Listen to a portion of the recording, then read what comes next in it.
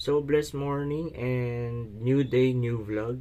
So, today's video guys, meron akong isi-share or isasagutin dun sa comment na nagbigay sa akin ngayon. 52 minutes lang, ngayon lang. Sabi daw niya, paano if nag-auto-deduct siya through GCash? Sabi kasi sa email na receive na po nila yung request refund. Kaso po, hindi na daw po qualify yung refund request sa refund policy po nila. Yes, totally hindi talaga siya mare-request ng refund.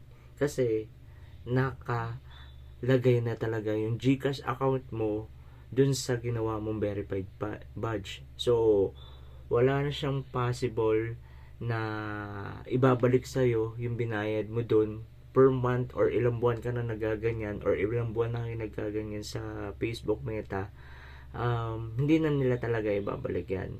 Pero kapag ginawa mo na i-cancel o unsubscribe nga yung verified badge mo kay Facebook Meta, hindi na yan mauulit pa sa susunod pa na madeduct ka ng pera sa GCash. Kasi ayun lang yung tama mong paraan para hindi na yan maulit.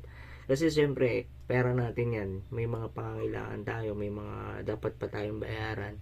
Kung hindi mo yan susubukan at hindi mo aayusin to unsubscribe very badge sa Facebook, paulit-ulit lang yan, may stress ka, mag-anxiety ka. So, make sure na lang na gawin mo na yung procedure na pinanood mo and for sure na hindi na mauulit yan sa account mo. So, if ever man na gusto mo pa ipagpatuloy yan, ikaw na yung may problema dyan, ikaw na yung may gusto na mabawasan yung pera mo or nagtatrabaho ka tapos pasok sa GCash mo yung pera, dun mo pinapasok or dun mo nilalagay. So mababawasan yan, sayang naman yung pinaghirapan mo. Pero kung gusto mo talaga mawala yan, gawin mo na yung ginagawa at napanood mo at ginagawa nila ngayon.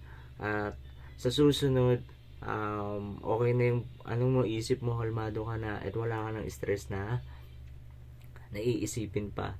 And kung napanood nyo to guys, and sa mga bagong followers ko dyan, and sa mga sumusuporta, please follow this video, heart and share, like, share.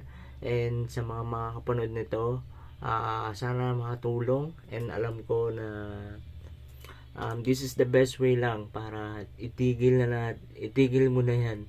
Kasi ikaw lang mahihirapan dyan. So yun guys, maraming salamat.